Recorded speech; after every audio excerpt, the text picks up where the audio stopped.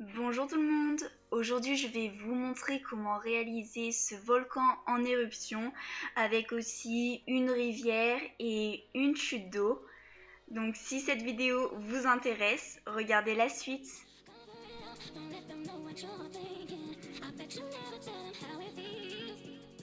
Pour commencer, on prend un couvercle qui peut passer au four. Donc ici c'était le couvercle d'une terrine. Et on va le remplir avec de la pâte Burke. Donc c'est tout simplement les restes de pâte dont vous ne vous servez plus. Après, on étale et on aplatit un petit peu tout ça.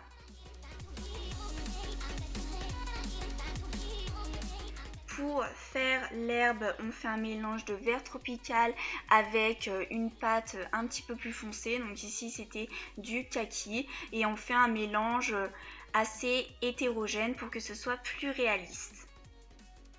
On forme un boudin que l'on étale.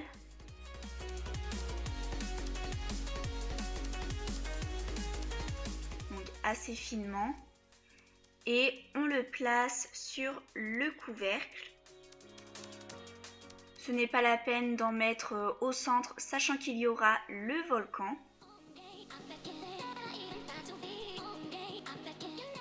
Voilà ce que ça nous donne. On prend un emporte-pièce rond pour délimiter la zone où on fera le volcan. Et à ce niveau, on met de la pâte Burke pour commencer à réaliser notre volcan.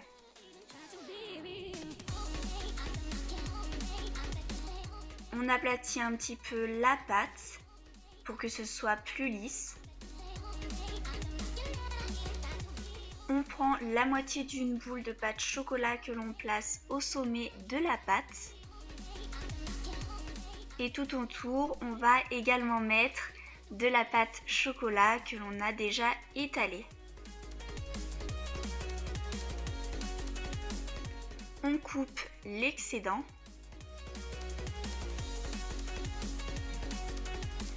Après, on va un petit peu pousser la pâte marron sur la pâte verte pour que ça fasse plus naturel et on fait cette étape à l'aide d'un douting tool. Ensuite, on prend de la pâte verte que l'on met au niveau de la base du volcan. Donc je vous conseille de prendre une autre couleur de vert que celle de l'herbe pour qu'il y ait un minimum de contraste. Et après, on texture cette pâte à l'aide d'un douting tool en faisant des points et aussi des traits de façon aléatoire. Après, on va creuser un cratère. Donc pour ce faire, on enlève la pâte en excès. On place et on enfonce une bille. Et voilà pour le cratère. Bien sûr, vous lui donnez la forme que vous souhaitez. Après, avec de la pâte blanche, on va mélanger de la pâte chocolat et aussi de la pâte noire pour faire un marron un petit peu plus clair que le chocolat et aussi différents gris. Après, on étale les différents mélanges. Donc on peut faire des mélanges hétérogènes si vous le souhaitez. Et on va couper des morceaux, toujours de façon assez aléatoire. Et en plus de cela, on peut aussi prendre de la pâte noire. Donc on l'étale et on va aussi couper des formes aléatoires vers le bas, mais qui ont la même base. On place la pâte marron à ce niveau. Puis on ajoute la pâte gris clair.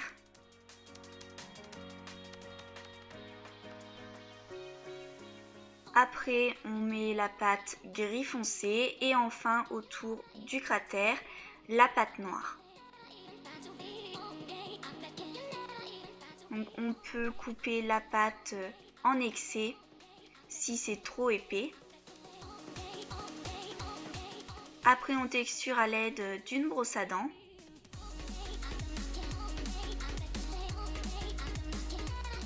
avec ce mouvement pour que les couleurs se mélangent un petit peu entre elles, et aussi on peut utiliser une boule de papier d'aluminium. Après on texture la pâte grise,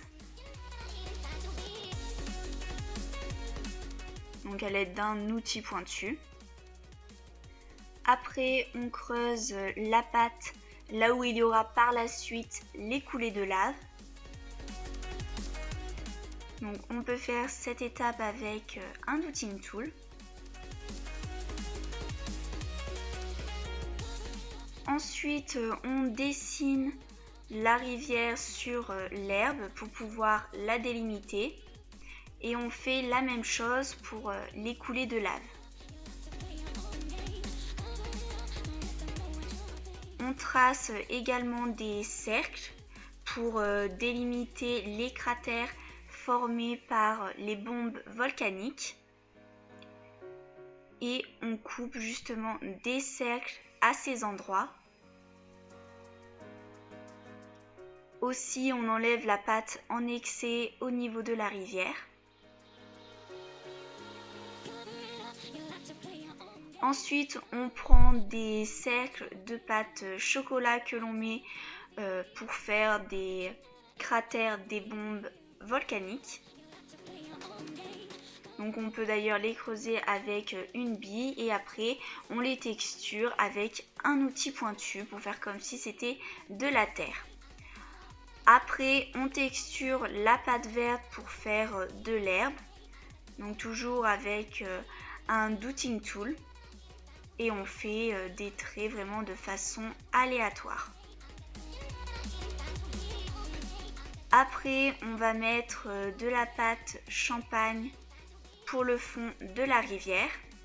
Donc d'abord, on met un morceau assez épais, puis un morceau assez fin, pour qu'entre les deux, on puisse faire une petite chute d'eau. Après, on va un petit peu aplatir la pâte pour qu'elle soit au bon niveau pour après faire la rivière. Après on reprend un mélange de pâte blanche et de pâte noire et on coupe vraiment des formes aléatoires pour faire des rochers. On texture un petit peu le fond de la rivière en faisant des petits points ou encore des traits. Puis on ajoute des rochers.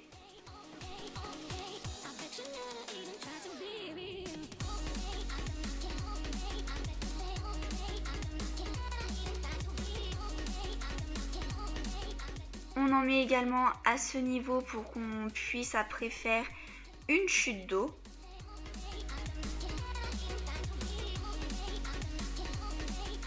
On va aussi placer des rochers au niveau des petits cratères autour des volcans et on les texture avec un douting tool en faisant plein de petits trous pour faire comme une roche volcanique, donc comme celle que je vous ai montrée précédemment. On peut faire les bombes volcaniques avec différentes couleurs et on en place également une au niveau de la rivière. Après, tout autour, on place des rochers ou encore de la pâte marron, de la pâte verte également, pour pouvoir un petit peu décorer tout ça. Et on texture la pâte.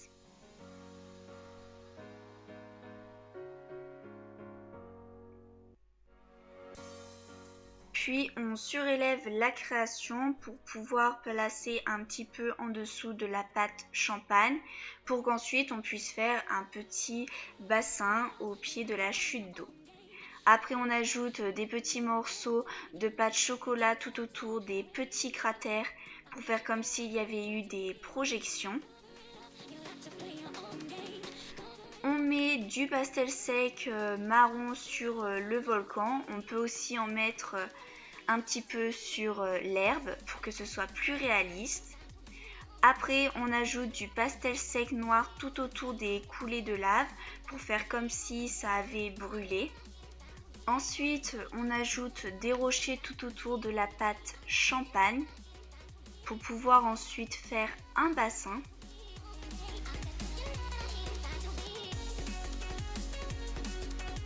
Voilà ce que ça nous donne. J'ai aussi ajouté des petits morceaux de pâte verte pour faire comme de la mousse.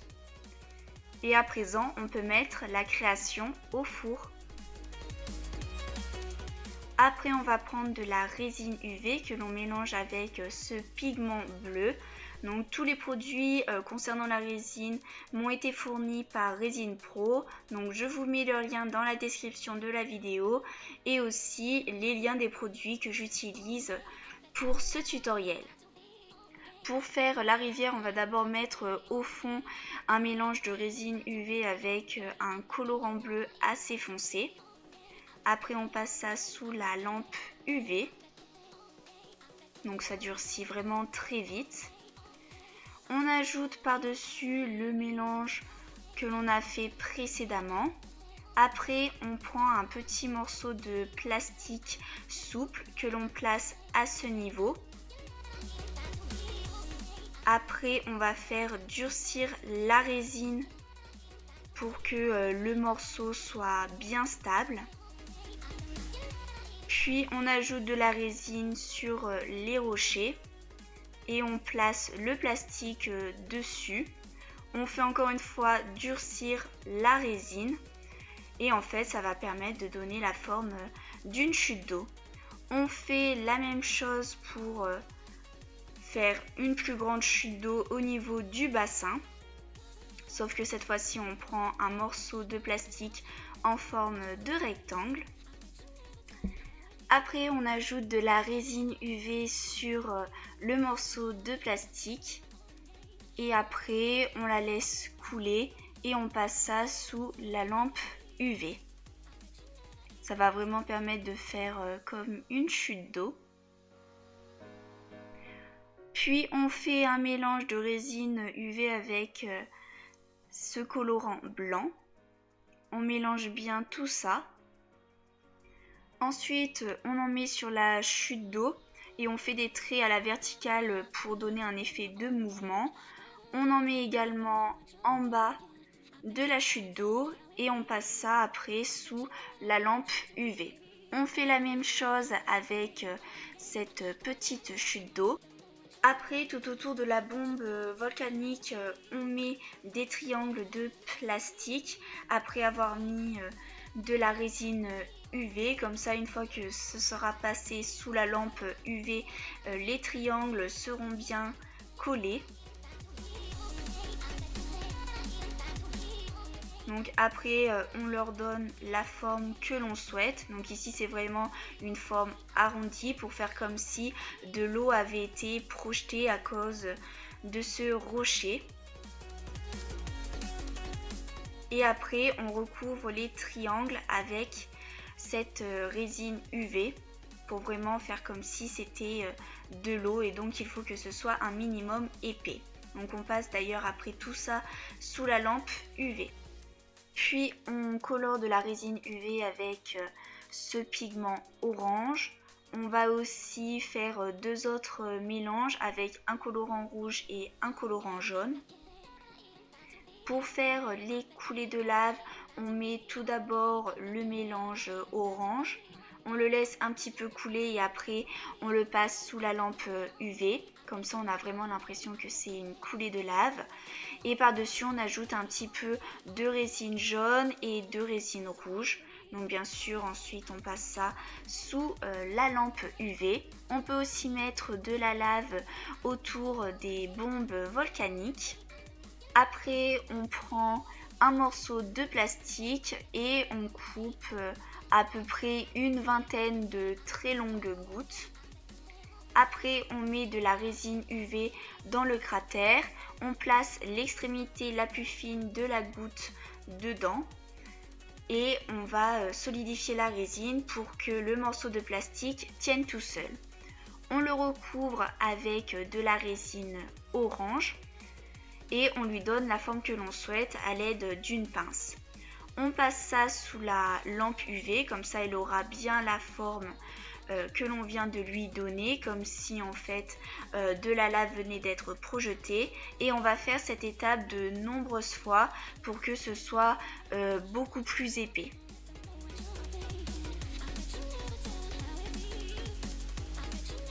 Donc voilà ce que ça nous donne une fois qu'on a répété cette étape.